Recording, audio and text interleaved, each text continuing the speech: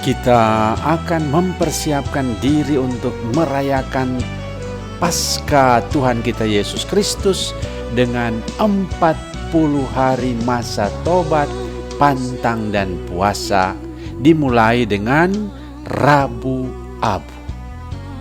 Nah, ada 10 hal penting yang harus Anda ketahui tentang Rabu Abu. Inilah 10 hal penting yang patut kita ketahui sebagai orang Katolik tentang Rabu Abu. 1. Rabu Abu adalah awal dari masa puasa. Inilah hari istimewa bagi umat Kristen karena inilah kesempatan untuk memulai perjalanan rohani yang berujung pada kemuliaan. Masa puasa bukan sekedar masa untuk merenung dan untuk melihat diri saja, tetapi masa untuk berjalan bersama Yesus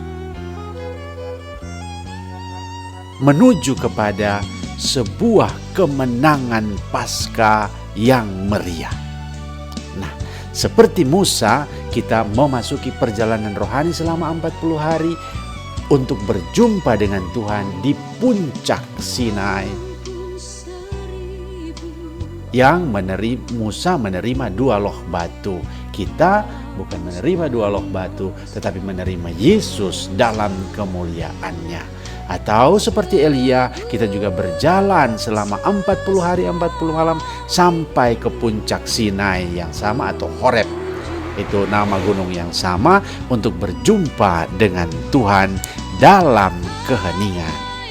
Nah, itulah Rabu Abu, kita memulai masa puasa berjalan bersama Yesus, memasuki padang gurun untuk mengalahkan kuasa setan, mengalahkan dosa, mengalahkan maut, mengalahkan diri sendiri. Dan kita keluar dengan kemenangan dalam perayaan Paskah Tuhan kita Yesus Kristus. Yang kedua, Rabu Abu adalah hari wajib pantang dan puasa. Bersama Yesus kita menandai hari ini dengan pantang dan puasa. Yesus 40 hari 40 malam berpantang dan berpuasa, kita memulainya dengan Rabu Abu dan begitu mengisi perjalanan rohani ini dalam pantang dan puasa bersama-sama dengan Tuhan Yesus. Inilah yang dimaksudkan dengan perintah ketiga dalam 5 perintah gereja, berpuasalah dan berpantanglah pada hari yang ditentukan. Mana itu? Rabu Abu dan Jumat Agung. Puasa berarti makan kenyang hanya sekali dalam sehari. Untuk yang biasa makan 3 kali sehari dapat memilih kenyang, tidak kenyang, tidak kenyang. Atau tidak kenyang, kenyang, tidak kenyang. Artinya pagi, siang, malam. Pagi tidak kenyang, siang tidak kenyang, malam kenyang. Sedangkan yang wajib puasa itulah yang berusia 18 sampai 60 tahun. Yang wajib pantang itu 14 ke atas. Pantang berarti menghindari hal-hal yang kita inginkan, hal-hal yang menyenangkan diri kita sendiri.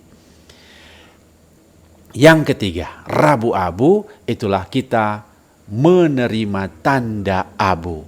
Perjalanan rohani bersama Yesus selama 40 hari ini ditandai dengan pantang dan puasa dan juga perayaan penerimaan abu, yaitu pada hari Rabu Abu. Inilah tanda pertobatan seperti orang Ninive yang bertobat dengan duduk di abu sehingga terluput dari murka Allah. Inilah tanda peringatan bahwa kita berasal dari abu dan akan kembali ke abu lagi. Seperti rumusan yang dipakai dalam upacara tersebut, bertobatlah dan percaya kepada Injil, engkau dari abu dan akan kembali kepada abu. 4. Rabu Abu itu ditandai dengan abu di dahi atau di kepala. Nah, tanda salib pada dahi selalu dihubungkan dengan materai pembaptisan. yang artinya kita mematikan diri kita dalam dosa dan kita dibangkitkan menjadi manusia baru dalam Kristus Tuhan. Itu waktu pembaptisan kita diberi tanda salib, yaitu tanda kematian dan tanda kebangkitan di dalam Kristus. Nah, hari Rabu Abu kita menerima tanda salib di dahi, mengingatkan kita pada pembaptisan itu. Tanda salib pada dahi adalah tanda penyesalan atas dosa dan tanda pertobatan untuk menjadi manusia baru. Dalam Wahyu dikatakan, mereka inilah hamba-hamba Allah yang diselamatkan, yang ditandai pada dahi mereka. Ini juga yang menjadi penglihatan dari Nabi Yehezkiel. Semua yang punya tanda T pada dahi akan selamat.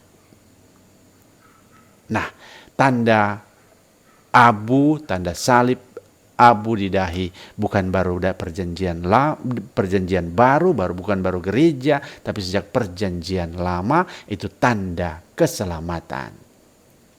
Praktik memberi abu pada dahi pada hari Rabu bisa ditelusuri sejak masa kepausan Gregorius Agung. Jadi ini sudah ada dalam Yehezkiel perjanjian lama, sudah dalam Wahyu perjanjian baru, dan dalam gereja dilanjutkan terutama sejak Gregorius Agung abad ke-6.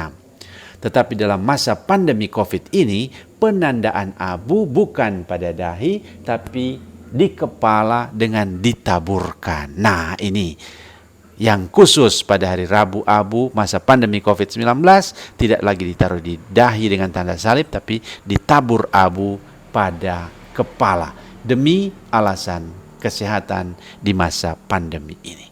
5. Rabu Abu, abu tobat dari palem.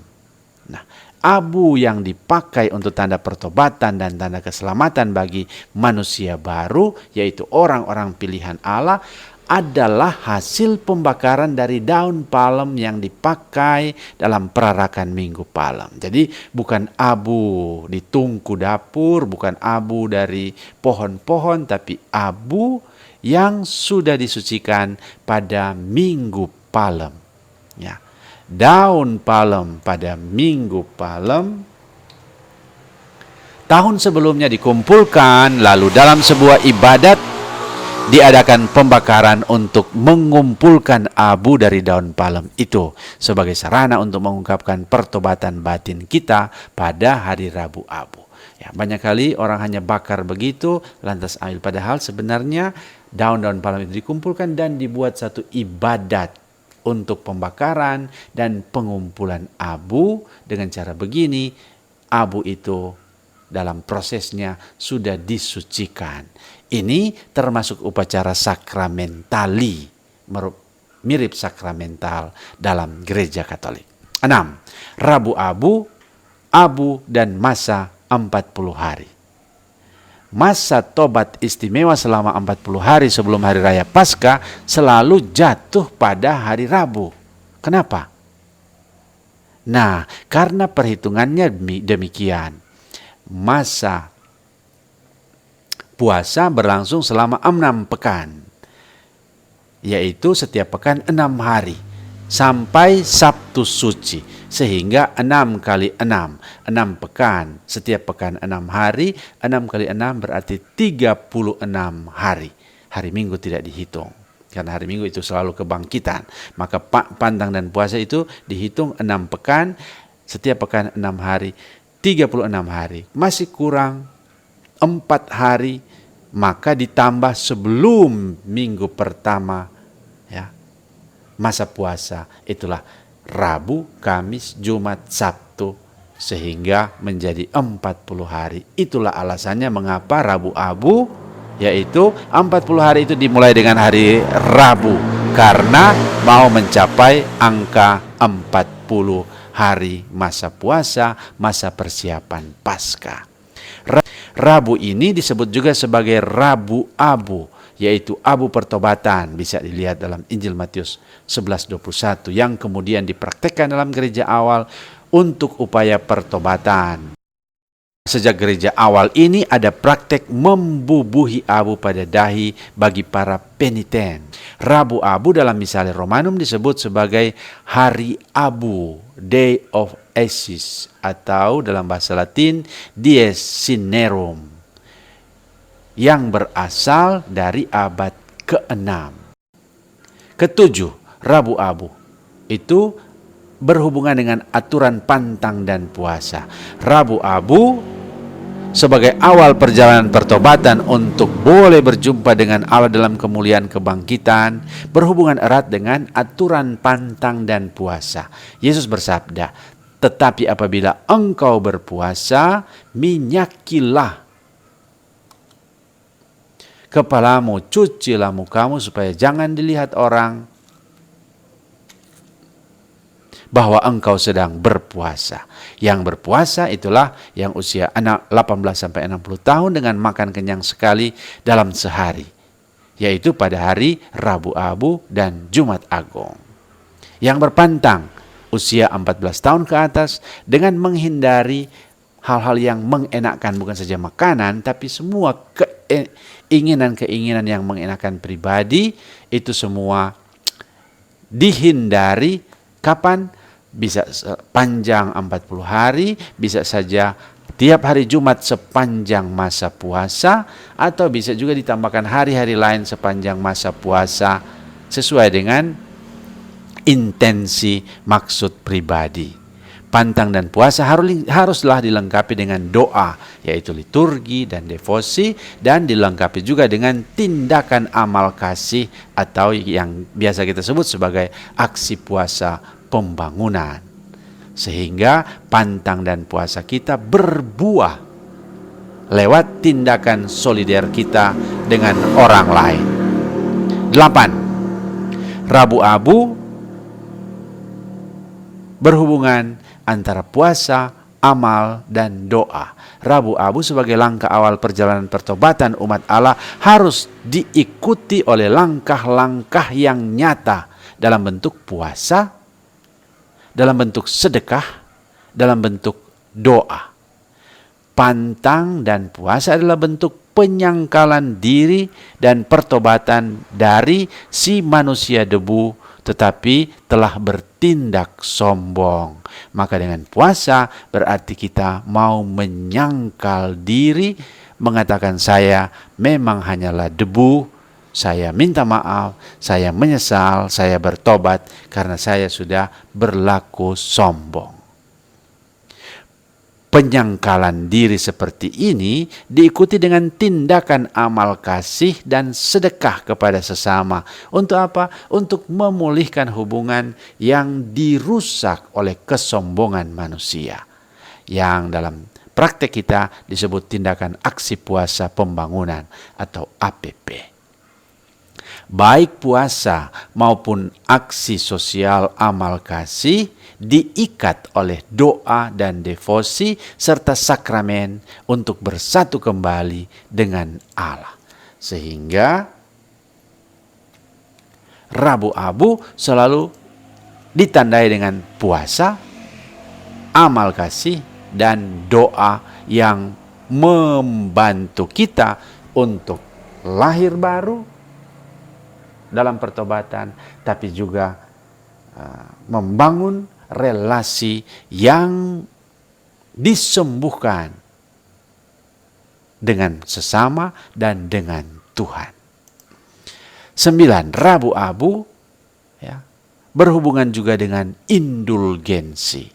Pantang dan puasa, aksi amal kasih, serta doa dan devosi kita selama masa tobat yang dimulai dari Rabu abu ini berlimpah-limpah rahmat dan dijamin dengan indulgensi. Pantang dan puasa kita dijamin dengan indulgensi sebagian sesuai dengan pedoman indulgensi yang ada. Ya. Amal kasih dan sedekah kita juga tidak pernah sia-sia karena dijamin oleh indulgensi seperti yang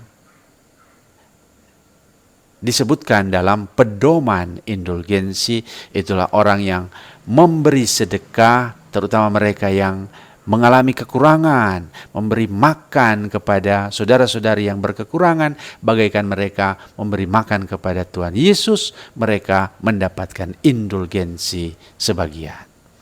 Dan terakhir, kesaksian iman dalam bentuk doa, devosi, khususnya jalan salib, ya, itu semua juga dijamin dengan indulgensi sebagian.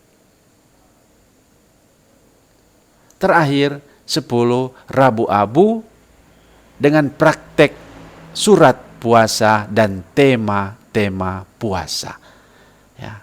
Rabu Abu sebagai satu perjalanan pertobatan dalam solidaritas dengan sesama, dibantu juga dengan tema-tema tahunan dan surat gembala uskup.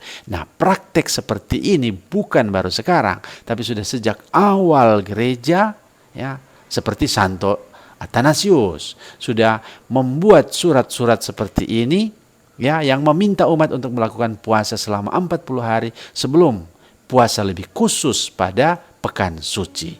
Atau Santo Cyrillus dari Alexandria juga menekankan masa puasa selama 40 hari menjelang Paskah melalui surat-surat vestalnya. Di Indonesia, kegiatan rohani puasa dirangkai dalam bentuk aksi puasa pembangunan. Kata pembangunan itu sudah sejak 1970 seiring dengan gencarnya pembangunan di era Orde Baru. Nah, aksi puasa pembangunan itu mencakup 3 hal: latihan rohani, mati raga, dan amal kasih. Selamat memasuki perjalanan rohani 40 hari dengan dimulai dari hari Rabu Abu. Kita menerima tanda abu, tanda pertobatan untuk lahir baru dalam kemuliaan Paskah Kristus Tuhan.